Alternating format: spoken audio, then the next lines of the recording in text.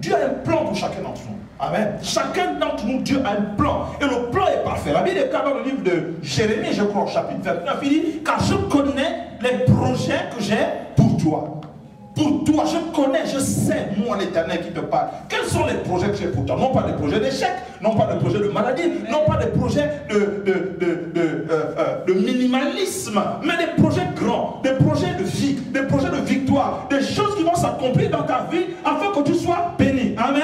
Amen. Dieu dit, je connais les projets que j'ai pour toi. Alléluia.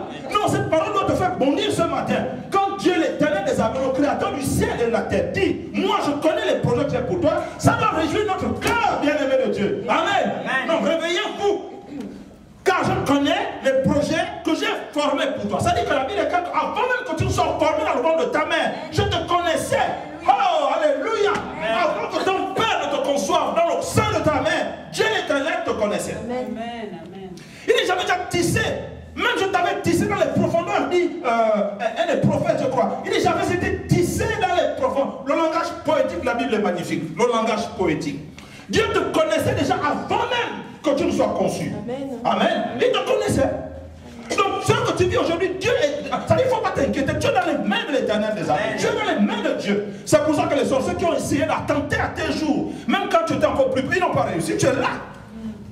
Amen. Alléluia. Amen. Dieu connaît les projets qu'il a formés pour toi. Projet de paix, projet de vie, projet de joie. Il a dit qu'il enlève, alléluia, le vêtement de deuil pour te donner un vêtement de louange. Il enlève la cendre qui est sur ta vie. Il enlève la cendre qui est sur ton visage. La cendre qui est sur tes affaires. Il l'enlève pour te donner la vie. Jésus dit, même quand tu seras mort, même quand Lazare serait mort, je suis la résurrection et la vie. Même quand Lazare, ce n'est pas un problème. C'est-à-dire que ce que tu vois techniquement autour de toi, ce que tu vois au quotidien, ce que tu vois, que tes yeux, les informations que tes sens te donnent, Jésus a dit, moi, je suis la je suis la résurrection.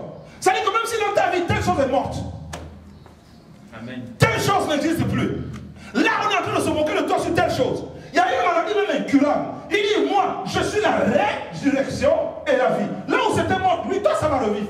Là où c'était mort déjà, ça va revivre. Je suis, Jésus dit. Mais mon frère pourrit déjà depuis 4 jours. Il dit, mais je ne t'ai pas dit. Mais toi, tu ne comprends pas ou quoi?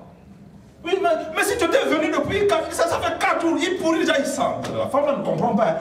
Je te dis, hein, moi, je suis la résurrection et je suis la vie.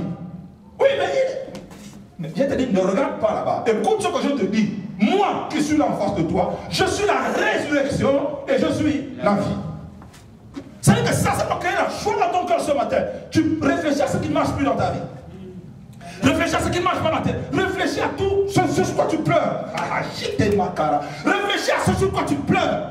Et confesse sur ça, Jésus est la résurrection et la vie. Il est la résurrection et la vie. C'est-à-dire que même si ça pourrit déjà, ça pue, ça schlingue. C'est-à-dire qu'à des kilomètres à la ronde, personne ne peut se tenir là. Il se pince le nez parce que ça sent mauvais. Jésus dit, je suis. Non pas j'étais. Non pas je serai. C'est aujourd'hui. Si je suis aujourd'hui, présent. Amen. Il dit, je suis la résurrection. Ça va ressusciter. Fais-moi juste confiance. Fais-moi confiance. Ça va. Ça va ressusciter. Ça va reprendre vie. Ça va reprendre vie. Je te dis, ça, dans ta vie, ne t'inquiète pas. Laisse-les se moquer de toi. Il faut bien qu'il y ait un moment où ils se moquent de toi pour qu'ils te glorifient quand Dieu va te lever. Laisse-les rire de toi. Laisse-les rire. Que je ne sais pas qu'est-ce qui t'handicape ce matin. Laisse-les rigoler. C'est leur temps.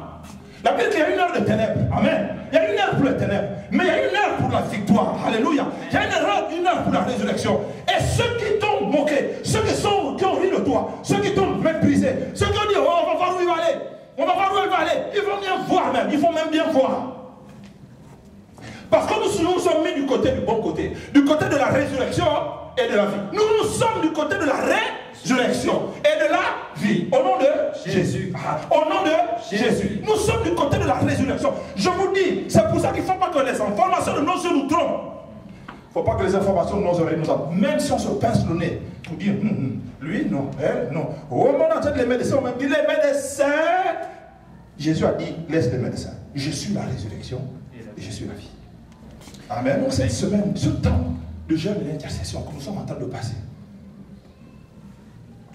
c'est un temps propice à présenter au Seigneur notre vie, nos vœux, notre ministère, notre travail.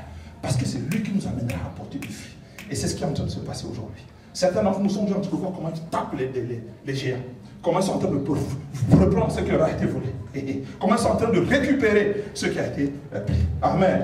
J'aimerais donc vous exhorter ce matin, dans ce passage-là, dans cette version des choses dans laquelle nous nous trouvons aujourd'hui, pour que personne ne perde courage. Parce que la vie est ici. Vous êtes au bon endroit ce matin. Amen. Amen. C'est au bon endroit. C'est l'endroit où Dieu va nous visiter. Nous sommes au bon endroit. J'aimerais vous lire d'abord un passage qui colle avec ce que je viens de vous dire, mais je ne...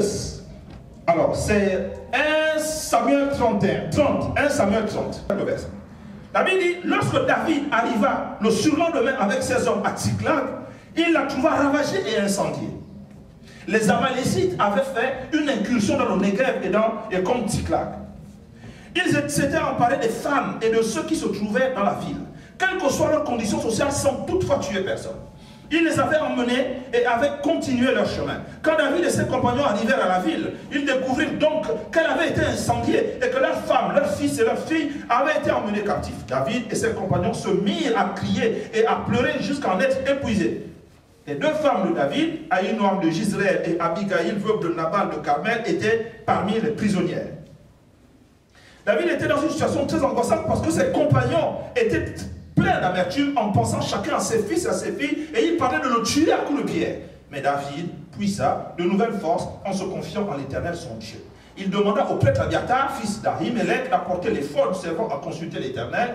Abiatar le lui présenta. David interrogea l'Éternel en lui demandant, dois-je poursuivre cette bande? Parviendrai-je à les rattraper? Et l'Éternel lui répondit, oui, poursuis-les, car tu vas les rattraper et tu vas les récupérer. Tu vas tout récupérer. David se mit en route avec ses 600 hommes. Ils parvinrent au torrent de Bézor et certains s'arrêtèrent là. David continua la poursuite avec 400 hommes. Les 200 autres, trop fatigués pour traverser le torrent de Bézor, restèrent sur place. Les hommes rencontrèrent dans la campagne un Égyptien. Ils l'amenèrent à David, ils lui donnèrent du pain qu'il mangea et de l'eau. Puis ils lui donnèrent quelques figues sèches et 2 gâteaux de raisin secs. Quand il les eut mangés, il retrouva ses esprits, car il n'avait ni mangé ni bu pendant 3 jours et 3 nuits. David l'interrogea. Qui est ton maître? D'où viens-tu? Je suis un jeune Égyptien, répondit-il, esclave d'un Amalécite. Mon maître m'a abandonné parce que je suis tombé malade il y a 3 jours. Nous venons de faire une razzia dans le sud du pays des Kérétiens, dans le territoire de Juda et dans le désert de Caleb. Nous avons aussi incendié Tsiklag. David lui demanda, veux-tu me guider jusqu'à cette bande? Jure-moi par Dieu que tu ne me tueras pas et que tu ne me livreras pas. Mon maître, répondit l'Égyptien, et je te conduirai jusqu'à eux. Il guida donc David jusqu'aux Amalécites qu'il trouvait éparpillés sur David, ramena tout. Il s'empara aussi de tout le gros bétail et du menu bétail. Ceux qui marchaient en tête de ce troupeau disaient, voilà le butin de David. Amen. Amen. Dis, voilà mon butin à moi. Dis, tu mets ton nom, dis, voilà mon butin à moi. Non, disons-le de la foi. Regardons ce qui nous a été pris. Disons, voilà mon butin à moi. Voilà mon butin à moi. Amen. Le butin, c'est ce qu'on reprend, n'est-ce pas? C'était le trophée de guerre. Alors, David range de d'où il était avec ses hommes. Et toute la ville est incendiée. La ville était incendiée. Il s'est passé un drame. C'est que tout a été ravagé. Tout a été incendié. Par qui? Par Amalek. Sachez pour la petite histoire que Amalek, c'est une tribu qui a toujours combattu Israël. Depuis le temps de Moïse, Amalek sentait, c'est une tribu qui vivait dans le désert, le pillage, la vie de cette tribu-là, la vie de ces gens-là, c'était que le pillage, ils vivaient, ils n'avaient rien. C'était un peuple qui vivait dans le désert et ils pillaient chaque fois des gens qui avaient quelque chose. Donc ils savaient que vous avez quelque chose. Et la Bible déclare que Moïse a vaincu avec Josué Amalek. Et il lui a dit, il s'est attaqué à Amalek, s'est attaqué au trône de l'Éternel. Le trône de l'Éternel, c'est quoi? C'est aussi le peuple de Dieu, mais c'est aussi Dieu lui-même. Et il dit, puisqu'il s'est attaqué à Amalek, de génération en génération, il y aura la guerre contre Amalek. Et Dieu dit, il effacera la mémoire d'Amalek du dessous des cieux. Et on voit que là, c'est cet esprit d'Amalek là qui continue. Là, c'est contre qui? Contre le peuple de Dieu. Il y a des esprits parfois dont le but est de nous voler, de nous piller, de pouvoir venir chez nous, nous attaquer, nous prendre quoi, pas n'importe quoi, ce qui est le plus précieux. La Bible déclare que David, pendant son absence, parce qu'il n'était pas là, n'est-ce pas, ils sont arrivés, ils se sont emparés de ces femmes, ils sont emparés des fils et des filles, ils ont incendié la ville, quelle que soit la condition sociale des gens qu'ils avaient tués, ils les avaient pris. Et ils les avaient emmenés avec eux. Et arrivé où ils sont partis, ils dansaient. Ils faisaient la fête. C'est ça quand l'ennemi t'a pris. Quand l'ennemi t'a pris ce que tu as le plus précieux. Quand l'ennemi t'a pris ta santé. Quand l'ennemi t'a pris ton argent. Quand tu rames pour vivre, pour joindre les deux bouts. Quand tu as des problèmes tout le temps. Il y a un esprit de pauvreté quasiment qui t'a été collé. Il y a un esprit de maladie qui t'a été collé. Il y a des esprits de difficulté. Tu ne t'entends jamais avec les autres. Tu es toujours en inimitié. Tu ne comprends pas ce qui se passe. Mais les autres, tu es seul. Tu es un homme seul. Une femme seule. Parce qu'il y a toujours un problème. L'esprit d'Amalek. L'esprit d'Amalek. Et nous, les enfants, nous devons nous examiner. Nous devons voir concrètement, visiblement, qu'est-ce qui dans notre vie nous pose problème. Qu'est-ce qui nous fait larmoyer. Qu'est-ce qui nous fait pleurer. Parce que Dieu veut nous délivrer. Dieu veut te donner le butin. Le butin, c'est ce que tu reprends à l'ennemi, après l'avoir frappé, après l'avoir combattu. Jésus ne dit-il pas, tu ne peux pas rentrer dans la maison d'un homme fort, pied c'est bien, tant que tu n'as pas lié. Il faut que tu le lies avant. Mais quel homme fort dans ta vie? Parfois, ça peut être nos familles. Des histoires compliquées. J'ai raconté à quelqu'un qui m'a appelé hier de province. Je lui disais, tu ne connais pas le travail des démons dans la vie des gens. Il y a des gens, tu la regardes, une belle femme. Elle a tout ce qu'il faut pour plaire à une autre. Seulement, ça fait des années qu'elle trimène n'est pas mal. Quelqu'un qui travaille. La main est percée, comme on dit chez moi. Il ne voit pas où va son argent. Il y a des difficultés. Et je lui disais, ça, mon ami. Oh non, moi dans ma famille, on n'a pas fait comme ça. J'ai dit, on en reparlera de quelqu'un. Mais un jour, tu comprendras que les démons, ça existe. Des gens qui, dans la famille, ça dit qu'ils te tiennent. Mais tu vois moi, tu vois, parce que toi, tu es au niveau de la rationalité humaine. Tu raisonnes en fonction de ce que, du raisonnement qu'on t'a appris. Seulement, tu te rends compte qu'il n'y a rien de cohérent. Je suis une belle femme, je plais aux hommes, j'ai tout ce qu'il faut, j'ai étudié, j'ai ceci et cela. Mais pourquoi quand même là, ça ne marche pas? L'esprit d'Amalek. Donc le but est de te piller. Et ce qui se passe, c'est quoi? C'est que David, quand il rentre, il arrive à la ville, il découvre que la ville a été incendiée. Et que tout le monde, ses enfants, ce qu'il y a de plus précieux, ses enfants ont été amenés en captivité. C'est pas possible. Ses femmes, ce qu'il y a de plus précieux, ses biens ont été amenés. Vous savez, en tant qu'enfant de Dieu, nous devons être honnêtes. Et regardez, la Bible dit, examinez-vous vous-même. À quel endroit tu pleures? À quel endroit y a-t-il difficulté? À quel endroit il y a un problème? Il faut que tu fasses le bilan avec Dieu. C'est le premier point que je développe ce matin avec vous. Quand tu fais le point de ta vie, tu en es où exactement? La Bible dit, ne vous y trompez pas. Nous, on aime se tromper, se couvrir, avoir un langage philosophique qui nous console. Non, ça peut-être devant les gens, pour ta propre dignité, tu peux cacher certaines choses. Mais quand tu es seul avec toi-même, quand tu es seul avec Dieu, il faut absolument qu'à un moment donné, tu sois capable de pouvoir reconnaître qu'à tel endroit, il y a un problème, à tel endroit, il y a une difficulté. Et c'est ce que David a fait. Il dit qu'au verset 6, il dit, David fut dans une situation très angoissante. D'autant plus que ses suivants avaient l'intention de le tuer. Et la Bible déclare qu'ils sont restés à pleurer. Ça, c'est la première chose que nous faisons en tant qu'humains. Nous pleurons. Nous nous lamentons. Nous nous plaignons. Nous nous confions à nos amis. Nous passons notre temps vraiment à exsuder notre douleur. Mais ça ne suffit pas. Et ça ne change rien. Parce qu'Amalek est déjà parti avec tes biens. L'esprit d'Amalek t'a déjà tout pris. Il y a des gens, ils ne comprennent pas pourquoi, quand ils viennent de trouver un boulot, il est licencié. Ils montent une affaire, elle s'écroule. Il n'y a rien, c'est-à-dire que ce que tu as de précieux, ça va. Tu ne comprends pas pourquoi ton mariage te détériore. Il y a des gens qui vivent des situations comme ça. Les enfants font des filles qui sont partis, c'est même pas où ils sont. La vie est chaotique. L'esprit d'Amalek est venu tout cas. Donc si tu t'arrêtes à pleurer seulement, à te plaindre et à parler aux amis, ça ne change rien. La Bible dit et donne la solution. Il dit, mais David puisa de nouvelles forces en se confiant en l'Éternel son Dieu. Voilà la solution. Voilà le début de la solution. Et j'aimerais m'arrêter quelque temps là. Lorsque David, c'est normal, c'est un sentiment humain. Lorsque David, effectivement, s'est mis à pleurer. Ça te fait mal quand c'est ton enfant qui est à l'article de la mort, parce qu'il est malade. À l'hôpital, on ne trouve plus rien à faire. Même le protocole médical qu'on essaie de lui proposer, c'est juste un effet placebo. Il y a des gens qui sont maintenus dans des situations où, effectivement, il y a presque une mort clinique. Mais on le maintient en attendant qu'on fasse quelque chose. Qu'on donne une autorisation de soit l'euthanasier, soit de le battre. On parle d'acharnement thérapeutique. Il y a des situations compliquées comme ça. Où ce que tu as de précieux t'est repris. Lorsqu'il demande, la Bible dit que David a cette confiance en l'Éternel, il a demandé l'effort de Dieu. C'était comme ça qu'on consultait Dieu à l'époque. Pour poser la question, je suis devant cette situation, Seigneur. Est-ce que je dois les poursuivre? Il se confie en Dieu. Il demande, la Bible déclare que celui qui se confie en Dieu aura toujours à réussir. Celui qui se confie à l'Éternel, remet même tes projets à l'Éternel et tu réussiras. Cherche la face de Dieu et tu trouveras la solution. Il consulte, il dit, est-ce que je vais réussir? Est-ce que cette bande, je peux la rattraper? L'Éternel lui dit, oui, poursuis-le. Tu vas les rattraper et tu vas reprendre ton vie. Donc il y a une direction divine. Et c'est pour ça que je me dis, tu veux m'arrêter là un moment. Il y a une direction divine. Dieu lui dit, oui, fais-le. C'est pour ça que parfois, nous devons nous relever, combattre ceux qui nous, contre celui qui nous pille tout, en demandant à Dieu quelles sont les stratégies que je peux mettre en place. La Bible déclare que lorsque Josué est arrivé dans une grande ville fortifiée qui s'appelait Jéricho, il a fait le tour. Dieu lui a dit, tu fais, voilà la stratégie, fais le tour de cette ville pendant 6 jours. Une fois chaque jour. Et le 7e jour, tu fais ceci. Voilà. Il a dit à l'autre homme de Dieu, fais comme ci, fais comme ça. Il a dit à Élisée, l'eau est amère, jette juste telle écorce dans l'eau, l'eau va. Donc Dieu donne des stratégies à ses enfants, à ses serviteurs, pour pouvoir arriver à une solution prégnante. Moi j'aimerais à ce moment-là développer une parenthèse importante, puisque nous sommes en semaine de jeûne de prière, sur comment avoir finalement les solutions de Dieu.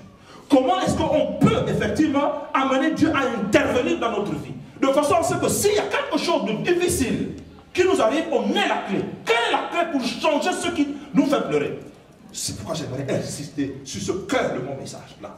Comment faire pour que Dieu intervienne, change les situations contre lesquelles nous nous battons? C'est que même à court terme, même à moyen terme, même à long terme, la situation finisse par être dans notre vie, il faut qu'on refuse d'avoir honte. C'est une situation qui nous passe honte. Si on a vécu dans la honte pendant un temps, il faut que la honte s'arrête au nom de Jésus. Et je vais vous donner une clé qui, à mon avis, est la clé la plus importante de la parole de Dieu pour arrêter la honte. La honte par rapport à la situation que tu sais que personne ne sait ça, mais toi-même tu pleures à tel endroit. Là, cette honte-là, comment faire pour l'évacuer? Esdras, au chapitre 8, à partir du verset 21, voici ce qu'il est dit.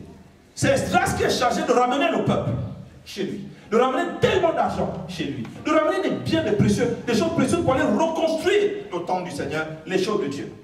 Le roi dit, moi je ne veux pas que mon empire soit frappé par le Dieu. Prenez tout ce qu'il faut et allez faire les choses de Dieu. Moi je veux avoir la paix. Moi, mon royaume et mon empire. Il y a des rois intelligents dans l'histoire. Ils comprennent qu'il vaut mieux avoir Dieu de son côté plutôt que l'inverse. Et si vous regardez dans l'histoire de l'humanité, tous ceux qui ont lutté contre Dieu, regardez comment ils ont fait. Hérode a été dévoré par des vers. Vivant comme ça, il a assis. Il y a des vers non dévorés. Et ça, c'est la Bible qui le dit. Hein. Mais il y a des gens qui ne sont pas des acteurs de la Bible, qui ne sont même pas des croyants. C'est le cas de Joseph, l'historien juif Joseph, qui dit Hérode est mort d'une manière bizarre, d'une manière étrange. On n'a pas compris la mort d'Hérode. Lisez Joseph. C'est pas la Bible, hein, c'est Joseph. Un contemporain d'Hérode en ce temps-là, en tant qu'historien, il rapporte cette histoire. Il dit c'est incroyable, c'est étrange la manière dont ce roi est mort. Je vous dis, il continue de jouer avec Dieu. Quelqu'un qui persécute l'église. Quelqu'un qui persécute les enfants de Dieu. Hein. Nous, on n'est pas les mêmes, on est différents. On n'est pas une religion quelconque. Nous sommes le corps de Christ. Amen. Si quelqu'un vous touche, la Bible dit il touche à la prunelle de mes yeux. Amen. Si quelqu'un te touche, qu'il soit sorcier, qu'il soit ton père, ta mère ou qu'il soit un vampire, il crache le feu, il te touche. La Bible déclare qu'il va s'arrêter. Hérode a été dévoré par l'évêque. C'est un témoignage historique. Ce n'est pas que la Bible qui le dit. Hein. Même des historiens non croyants ont rapporté ça pour dire les morts bizarrement. Pourquoi? Parce qu'il a pas rendu gloire à Dieu. Vous êtes du bon côté, hein. Il faut que vous ouvrez les yeux pour savoir avec qui vous marchez. Vous marchez avec le Dieu vivant. Amen. Même Victor Hugo a dit une chose qui est intéressante. Ça m'a mis ce verbe. Il a dit, attention, ce que tu crois que ce n'est pas défendu, c'est défendu même par l'ombre. Toi, tu vois pas l'ombre, mais l'ombre le défend. Attention, quand tu ne touches pas, touche. Esdras au chapitre 8, verset 21. Tu as dit tu es chrétien. Hein? Oui. Parce qu'il y a l'heure de vérité qui arrive un jour. Tu as fait des déclarations, les gens ont entendu. Tu as déclaré, les gens ont entendu. Donc tu vas plus aller leur demander du secours ailleurs. Le secours va te venir d'en haut. C'est pour ça que le psalmiste dit, je lève mes yeux vers la montagne. Mais le secours me viendra d'où? Point d'interrogation. Il me vient de l'Éternel des armées. Oui. Il dit, j'ai déjà déclaré, j'aurais eu honte de demander à l'empereur de nous fournir une escorte de soldats et de cavaliers pour nous protéger contre l'ennemi pendant la route. Pourquoi? Car nous avions déjà dit à l'empereur que notre Dieu protégeait avec bonté tous ceux qui lui font confiance. Amen. Pas. Amen. C'est pour ça que je dis, attention à ce que ta bouche dit. Tu confesses que Dieu va te protéger. Oui, il faut aller jusqu'au bout. Hein. Il dit, car je lui ai déjà dit que notre Dieu protège avec bonté tous ceux qui lui font confiance, tandis que sa colère pèse lourdement sur tous ceux qui l'abandonnent. Verset 23, c'est pourquoi, c'est pour cela que nous avons jeûné et demandé à Dieu cette faveur, laquelle de nous protéger. de nous garder contre les brigands, d'arriver, de ne pas avoir honte, pourquoi on ne dise pas oh. Mais vous avez dit que votre Dieu vous protège, mais pourquoi vous avez encore attaqué un chemin? Mais pourquoi vous avez encore pillé? Pourquoi vous avez volé l'argent? Pourquoi telle chose ne marche pas dans ta vie? Pourquoi ceci, tu n'arrives pas à faire cela? Pourquoi?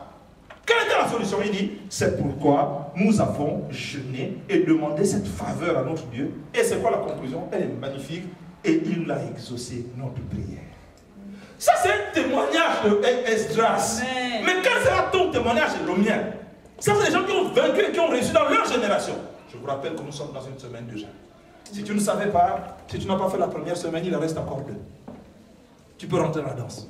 Pour dire, Seigneur, je prie pour l'église. Seigneur, je prie pour moi. Seigneur, je veux avancer. Seigneur, je pleure sur certains endroits. Je me lève avec toi en prière avec les autres. Et je veux avancer pour réussir cette affaire. Esdras a fait, quand il écrit là, il fait déjà le témoignage de ce qu'il a réussi. Parce que le témoignage, c'est quoi? C'est ce que tu as déjà vécu.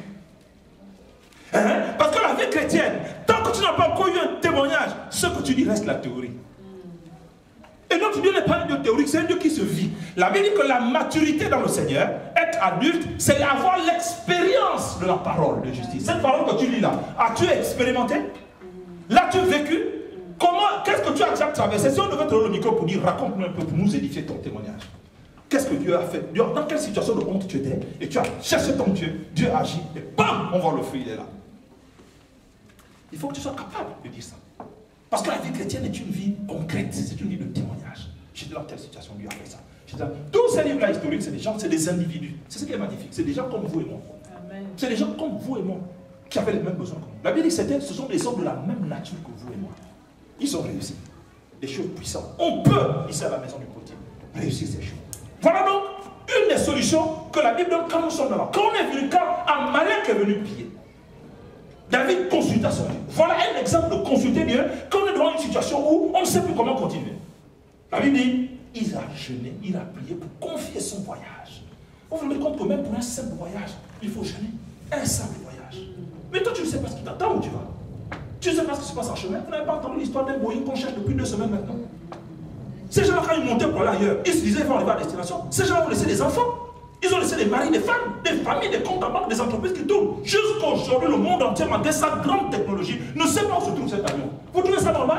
Le Premier ministre de Malaisie vient de dire, un coup il donne une version, un coup il donne une autre version. Là maintenant, on aurait éteint des boutons qui font qu'au niveau des satellites civils, l'avion n'est plus capable. On nous dit non, non, non, il y a des satellites militaires qui peuvent le dire non, non, non. En fait, il est descendu de tant de milliers de pieds. Voilà pourquoi il était dans une zone qui n'était pas captable par les radars. On ne sait pas où est la vérité.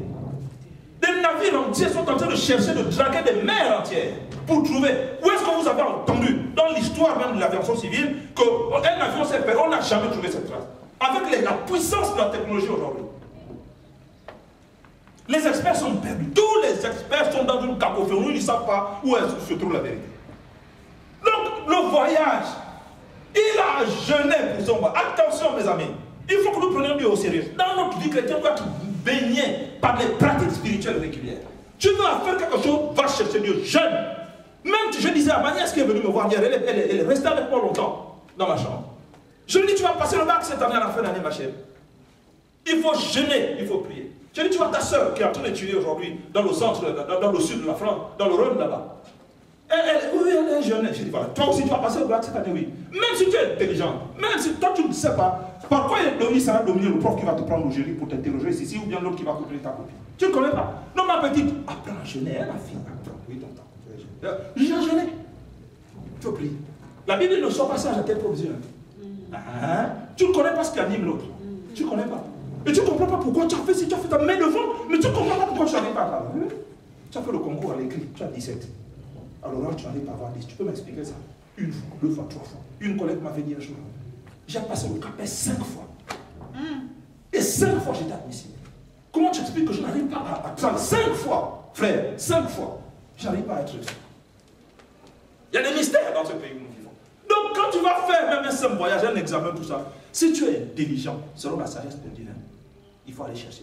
La Bible dit, le roi Asa, il avait le choix entre les médecins et aller chercher Dieu. La Bible dit, il alla chercher les médecins, je crois qu'il mourut pour ça. Parce qu'il n'avait pas consulté la parole de Dieu. Va chercher, dans la moindre chose, reconnais Dieu dans toutes tes voies. Dans toutes tes voies. Et reconnaître Dieu, ça signifie concrètement quoi? Tu es devant un défi, va jeûner, va prier. Je suis ton pasteur, mais on ne m'adonne pas. Viens, je vais prier avec toi s'il le faut. Il ne faut pas que je te vois à l'église aujourd'hui, je te vois plus à l'église. Non, viens voir ton pasteur. Je vais te bénir, je vais prier avec toi. Je vais jeûner même avec toi s'il le faut. Reconnais Dieu dans toutes tes voies. Ne fais pas un jour tu es là, un autre jour tu as la grâce de venir ici à la maison. Le reste ici ne part pas. Reste, la vie est ici. Et ils ont consulté Dieu et Dieu a béni leur voyage. Dieu a béni leur projet. Je vais vous donner un autre exemple dans la Bible pour voir comment on consulte Dieu. 1 Samuel 31. Et ça m'a beaucoup enseigné cette semaine. Pourquoi les Hébreux avaient cette pratique-là? Laquelle je vais vous dire. Verset 11. 1 Samuel 31, 11. Je vous conseille de prendre vraiment ces références pour les méditer chez vous. Prenez un temps, prenez 30 minutes, 1 heure de temps. Isolez-vous, laissez les enfants pour ceux qui ont les enfants. Et allez, isolez-vous avec Dieu pour reprendre ces écritures-là que nous partageons ici à l'église. La Bible dit, verset 11, 1 Samuel 31, lorsque les habitants de Yabesh en Galade apprirent que les Philistins avaient ce qu'ils avaient fait à Saül, donc ils l'avaient tué, les hommes les plus vaillants se mirent en route et marchèrent toute la nuit. Ils enlevèrent le cadavre de Saül et celui de ses enfants, celui de ses fils du rempart de Beth-Shan, et ils revinrent à Yabesh. Saül avait été tué, et pour bien l'humilier encore davantage et humilier le peuple d'Israël, on avait accroché les cadavres. Quelle humiliation! On avait accroché les cadavres sur les murs, pour que tout le monde les voit bien que Saül qui vous terrorisait, c'est fini, il est mort. Et donc on humiliait le peuple d'Israël, le peuple de Dieu.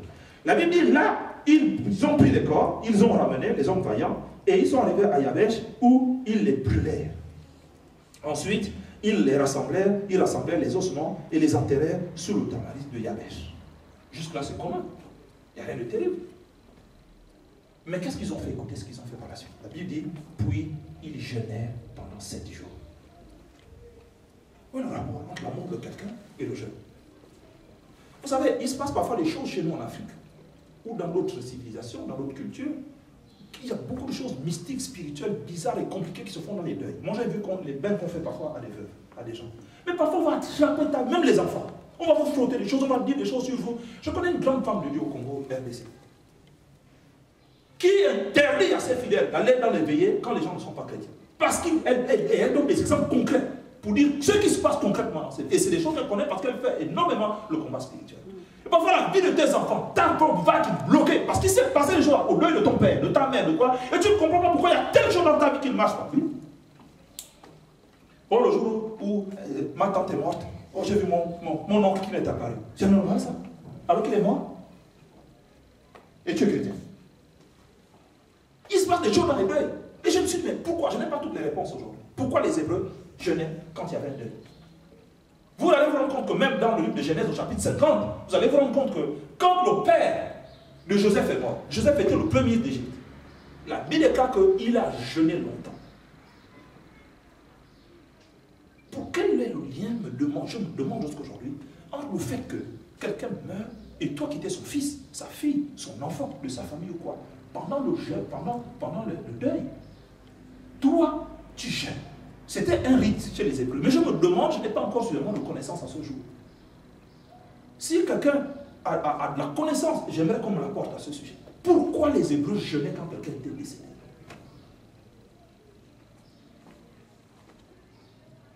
Il y a des choses. Et là, le roi est décédé, il jeûne. Et par la suite, on va se rendre compte que ce jeûne a même facilité l'arrivée de David au trône. Moi, je vous dis, nous sommes des hommes spirituels, des femmes spirituelles. Ayons une analyse spirituelle des choses. Amen, amen, amen. Ayons une analyse spirituelle des choses. Et nous négligeons tellement la pratique du jeûne dans nos vies que nous en sommes là parfois à cause de notre propre négligence, notre paresse spirituelle. C'est vrai. Ces gens avaient établi, c'est pourquoi j'enseigne souvent, j'enseigne souvent ici à l'église, j'ai dit, les amis, soyons sages, ne passez pas une semaine, écoutez-moi bien, ne passez pas une semaine à ne faire que manger et boire. Prenez même un jour dans cette semaine, même 2 jours, et jeûnez ici. Dans la semaine, un enfant de Dieu ne doit pas faire toute une semaine, du lundi au dimanche, il ne fait que se gaver.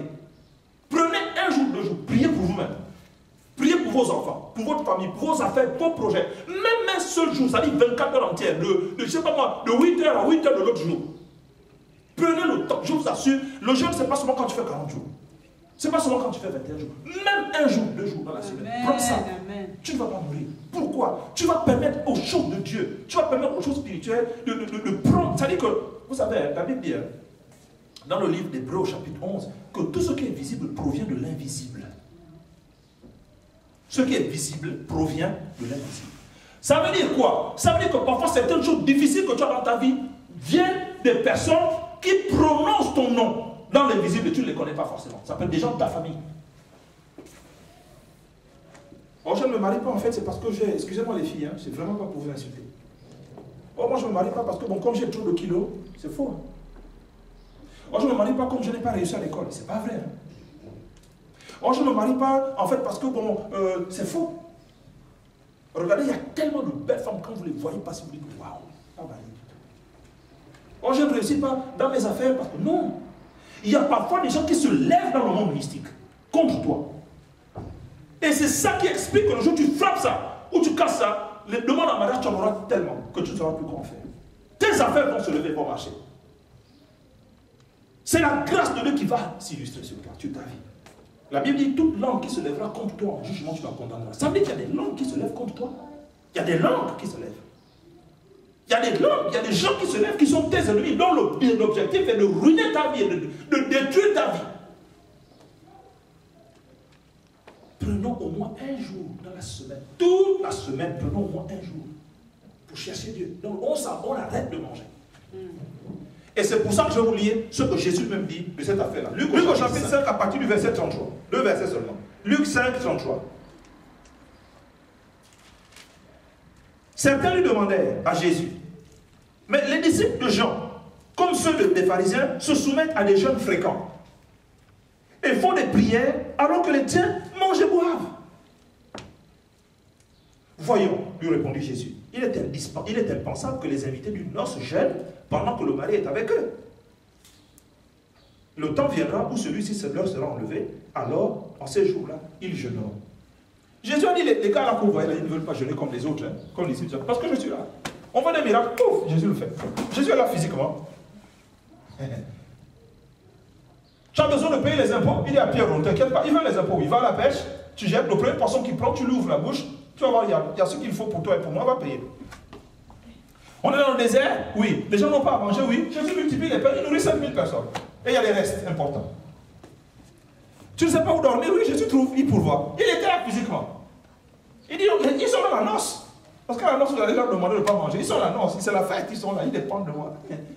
Mais il manque le vin, on est invité à un mariage, il manque le vin. Oh, il manque le vin, oui, ne vous inquiétez pas. Plouf, l'eau est changée en vin. Alléluia, amen, on est heureux. Il y a un enfant d'un paralytique, d'un épileptique qui arrive. Oh, mais tu n'as pas pu, oh, viens là, oh, sors, le lèvons ça. Mais j'ai dit, mais un jour je vais partir. Et c'est là qu'ils vont apprendre à jeûner. Parce qu'ils vont souffrir. Là, je ne serai plus là. C'est eux-mêmes qui vont faire là. Et nous sommes dans ce temps-là où si nous ne jeûnons pas, Jésus dit, on va souffrir. Amen. Le jeûne n'est pas une option. C'est pour ça que dans les évangiles, Jésus dit, comme dans les béatitudes qui sont la constitution dans le Nouveau Testament des enfants de Dieu. Les béatitudes. Heureux celui qui est carré. Heureux. Dans les béatitudes, Jésus dit une chose importante. Il dit quoi? Il dit, quand tu pries, il ne dit pas si tu pries. Il dit, quand tu jeûnes, il ne dit pas si tu jeûnes. Il dit, quand tu donnes, il ne dit pas si. Parce que si c'est une option, c'est une code. Non, il dit, quand. Ça veut dire qu'il s'attend à ce que régulièrement on ait ces pratiques-là. Quand tu jeûnes. Donc Jésus s'attend à ce que nous jeûnons. Et les disciples de Jean-Baptiste jeûnaient régulièrement. Mais quand nous dormons, nous ne sommes même pas conscients de combien d'immunités se lèvent. Vous savez, la Bible dit qu'il y a des terreurs de la nuit. Amen. Il y a des terreurs de la nuit. Mais la terreur, vous savez ce que... C'est quoi la terreur? Allez chercher chez vous dans le dictionnaire le sens de ce mot. Il y a des terreurs. Il dit, tu regardes des terreurs qui viennent la nuit et des flèches qui volent en plein jour. C'est-à-dire que ce soit la nuit ou que ce soit le jour, il y a des dangers. C'est pas que Dieu nous a donné des anges pour nous donner. Mais toi, tu ne jeûnes pas. Mais l'ange va avoir quelle puissance même pour travailler parfois pour toi. Parce que vous voyez bien dans l'histoire de Daniel comment il vient expliquer que si j'ai été bloqué parce que le démon, il a fallu que dans les 21 jours que tu es, c'est là où après, pouf, tu as été libéré pour venir t'expliquer la vérité que tu attends. Mais il faut que nous soyons des hommes et des femmes aux pratiques spirituelles. Jésus a dit, là ils sont dans la noce encore. Hein. Et beaucoup d'entre nous, c'est la noce. Beaucoup d'entre nous vivons dans la noce. On est des noceurs. Voilà. Mais nous aimons la noce. De lundi à dimanche. Non, il faut que tu prennes un jour toi-même. À partir d'aujourd'hui, vraiment prends la résolution à partir d'aujourd'hui. De prendre un jour dans la semaine, 2 jours dans la semaine. Écoute-toi de tout. Cherche Dieu en prière. Et je vais vous donner juste une indication lorsque vous êtes en jeûne. C'est David qui dit ces choses dans le psaume 35. C'est un verset qui m'a beaucoup béni cette première semaine de jeûne. Il dit, et moi, psaume 35, verset 13, et moi, David, quand eux, ils étaient malades, les gens qui me critiquent là, mes amis qui se révèlent des faux amis, lisez tout le chapitre 35, c'est instructif. Hein. Il dit, et moi, quand ils étaient malades, moi, David, je faisais quoi? Je revêtais un vêtement de deuil. Vous savez, c'était quoi les vêtements de deuil à l'époque? Il y a des gens ici qui ont étudié la théologie, hein, qui peuvent vous expliquer quand ils vont vous parler, on lui donne le micro ici, elle vient vous parler, elle va dire, mais vous allez même dire, mais elle trouve ça où? Tellement c'est très précis. On va lui donner le micro, ne vous inquiétez pas, elle va nous bénir ici. Donc, jeune homme mettait un sac qui était hideux. Le sac était hideux. Ça veut dire que quand, si vous voyez les photographies, si la photographie existait déjà en ce temps-là, si vous voyez l'image et la photographie des gens qui sont en jeûne, c'est horrible. C'est vraiment laid. Le sac qu'il avait. Et en plus de ça, c'était la sang. Voilà pourquoi, si vous avez déjà lu le livre d'Esther, vous allez vous rendre compte que quand Mardochée arrive à la porte du roi, elle a tellement honte qu'elle envoie rapidement des vêtements pour qu'on le vête. Et quand on jeûnait, c'était comme ça qu'on jeûnait dans le temps. Et il dit, moi, quand eux, ils étaient malades, je revêtais un vêtement de deuil.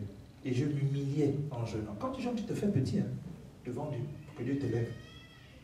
Et la Bible dit, humiliez-vous devant Dieu pour qu'il vous élève au temps convenable. Il dit, je m'humiliais en jeûnant. Il dit, sans cesse, je priais pour eux. En réalité, une autre traduction de ça, sans cesse, je priais pour eux. L'autre traduction disait, c'est-à-dire, quand ma prière n'était pas exaucée, je venais en jeûne. Amen. Regardez, combien de prières dans notre vie ne sont pas exaucées? Sincèrement. Combien de prières ne sont pas exaucées? On prie. Et pourtant Dieu a dit que si tu demandes, je donnerai. Mais Seigneur, pourquoi ça ne vient pas? Et la Bible dit, et c'est là où certains prennent des versets pour se culpabiliser. Oui, la Bible dit que, oh, je demande, c'est pour ma gloire. Non, parfois, est-ce que quand tu demandes le salut de quelqu'un, c'est pour ta gloire? Sincèrement, de vous à moi. Est-ce que quand tu demandes que Dieu enlève ta pauvreté, c'est pour ta gloire? Dieu dit qu'il faut que tu prospères à tous les gars. Mais depuis que tu demandes, quand tu demandes la guérison, c'est normal. Dieu veut te donner toutes ces choses. Mais pourquoi ça? Et pourtant, Jésus s'est engagé formellement. Il dit, tout ce que vous demanderez à mon nom, vous le recevrez. Tout. Il n'a pas dit seulement ceci. Il a dit tout indéfini. Donc, si tu décides de demander une voiture à Dieu, c'est normal. Que Dieu te bénisse avec une voiture. Mais pourquoi ça ne vient pas? Et c'est là où la Bible dit, David dit, quand ma prière n'était pas exaucée, j'allais dans le jeûne. Et qu'est-ce qui s'est passé que je vais vous montrer en ce verset-là? Verset 14, il dit, comme pour un ami. Parce que quand tu pries pour un ami, ce n'est pas pareil. Hein. Vraiment un ami. Moi, je connais mes amis. Si je prie pour une de mes amies, je ne sais pas, je crois qu'on va même me demander, mais qu'est-ce qui se passe? Parce que c'est mon ami, parce que je l'aime. Son enfant est malade, je ne peux pas accepter. Il y a une amie à qui j'ai dit, même si le jour où tu vas mourir, je vais tout faire pour te ressusciter. J'ai dit, je vais me débrouiller, mais je ne veux pas accepter que tu meurs. Parce que tu es mon ami, je t'aime, je ne veux pas accepter. Mais tu vas faire comment? J'ai dit, là, ça c'est, laisse entre moi et lui. Et je lui ai raconté comment j'ai déjà prié pour un mort. Vas-y, une autre histoire que je vous raconterai un autre jour. Il dit, comme pour un ami, comme pour un frère. Pendant le jeûne, j'allais courber sous la tristesse. Comme en menant le deuil pour la mort d'une mère. Nous tous, nous connaissons la relation que nous avons avec notre mère. Quand on prie pour une mère, il dit, comme pour une mère, et il dit, et ma prière revenait sans cesse. Ma prière. Même quand c'est 2 ou 3 mots, quand tu en jeûnes, nous allons rentrer aujourd'hui dans la 2e semaine de jeûne, où nous mangeons léger le soir. Répète ta prière. Que tu sois au volant de ta voiture, que tu sois, je ne sais pas, dans ta chambre ou dans la maison, quoi. Répète. La Bible dit, ma prière revenait sans cesse. Revenez sans. Rappelle à Dieu. Dis ce que tu veux voir dans le Seigneur. Dis. Dieu en tient compte. Dans ma prière revenait sans cesse. Sans cesse, ma prière revenait. Et ce sont ces éléments-là qui font que quand on court après Amalek, Dieu nous donne la victoire. Parce que c'était vraiment une percée que le jeune permet. Et vivez ça, hein? Parce qu'il y a des choses que je vous dis qui ne seront concrètes dans votre vie que lorsque vous les aurez vécues. Ma prière revenait sans cesse. Je ne vais pas vous donner le dernier passage, qui est 1 Chronique chapitre 20.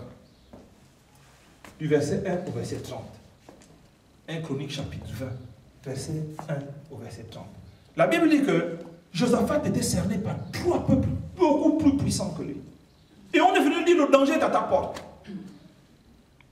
La Bible dit il se mit à trembler parce qu'il savait que humainement, ces peuples-là vont l'écraser. Humainement.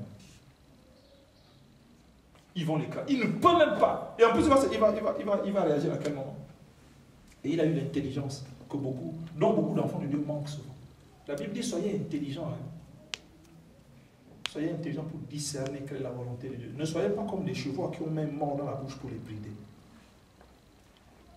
Il est allé vers son Dieu. La Bible dit quand il a jeûné, il a prié. Et Dieu lui a accordé la victoire. C'est une histoire tellement magnifique. Lisez 2 Chroniques chapitre 20. C'est une belle histoire. 2 Chroniques chapitre 20. 2 Chroniques chapitre 20. Donc, toutes ces personnes dont je vous donne le témoignage ont vécu dans leur vie la main de Dieu. Ils ont vu la main de Dieu se manifester dans leur vie, se concrétiser dans leur vie. Alors, pourquoi vous pensez que vous et moi, nous serions différents d'eux? Le Dieu qui agit dans leur vie là, c'est lui qui dit, je suis le même hier, aujourd'hui et pour toujours. Amen. Donc, les moments dans lesquels nous sommes aujourd'hui, où nous avons des difficultés que nous pensons être insolubles, Dieu dit tu vas les vaincre, tu vas frapper ça et tu vas réussir. Mais à condition que tu mettes en pratique les armes puissantes. Paul dit, les armes avec lesquelles nous combattons sont efficaces, sont puissantes par la vertu de Dieu. C'est-à-dire que Dieu lui-même les a conçues de telle façon que quand tu vas les utiliser pour frapper, tu es obligé d'avoir la vie. C'est obligé d'avoir la vie. Et c'est pour ça que je vais vous dire des choses. Quand tu jeûnes, si tu vois qu'à la fin de ton jeûne, il n'y a rien, rejeûne. Il n'y a rien, rejeûne. Et puis, paf, ça va s'ouvrir. Amen. Amen. Tu jeûnes une fois. Même si tu as jeûné 7 jours, tu as jeûné, tu vois qu'il n'y a rien. Repose-toi à un moment donné, remets ça. Il y a une soeur qui me faisait un jour un témoignage que je n'ai jamais oublié. Elle m'a dit, je me suis pris comme ça dans vie de jeûne. Et je priais 3 heures par jour pour mes jeûnes. Et je jeûnais à sec, je ne mangeais pas, je ne buvais pas. Pendant 7 jours. Et puis, paf, je me reposais 2-3 jours, je mangeais. Le 3e, 4e jour, je remettais ça. Et elle me dit, au bout d'1 mois, en faisant comme ça chaque fois, 7 jours, tac, 7 jours, tac, 7 jours, tac. Et je n'ai pas compris ce qui s'est passé, mais en termes de miracle, de puissance qui se déploie dans ma vie, elle m'a dit, j'en ai eu peur. Je vous ai toujours dit dans cette église que la Bible nous dit que la persévérance à bien faire nous conduit à la gloire, à la paix. C'est-à-dire que tu sais que ça là c'est bon, fais-le, refais-le. Fais-le, refais-le. Fais-le. Moi je vous donne rendez-vous dans 1 mois, 2 mois. Allez appliquer les 2 jours, 3 jours de jeûne dans la semaine dans votre vie. Je vous donne rendez-vous dans 1 mois. Je vous donnerai le micro. Vous ferez des témoignages ici. Et moi je veux que la maison du potier arrive à un point où maintenant elle prend des victoires. Où elle s'établit. Où elle avance. Où elle occupe du terrain. David se puisa de nouvelles forces en se confiant à l'Éternel. Nous puisons les forces là. Va puiser tes forces dans le Seigneur de la manière dont je viens de te montrer les choses. Va puiser. Il a allé puiser. Et quand il les a pourchassés là, il est là qu'il les a rattrapés. Et en les ayant rattrapés, il a récupéré tout ce qu'on lui avait pris. Tout. Et il a même pris aux Amalécites leur gros bétail et leur petit bétail. Ce n'était pas pour David, mais il a pris ça en plus de ces gens en lui. Et personne n'avait été tué. Rien n'avait été perdu. Il a tout récupéré. C'est ça que Dieu veut qu'on fasse.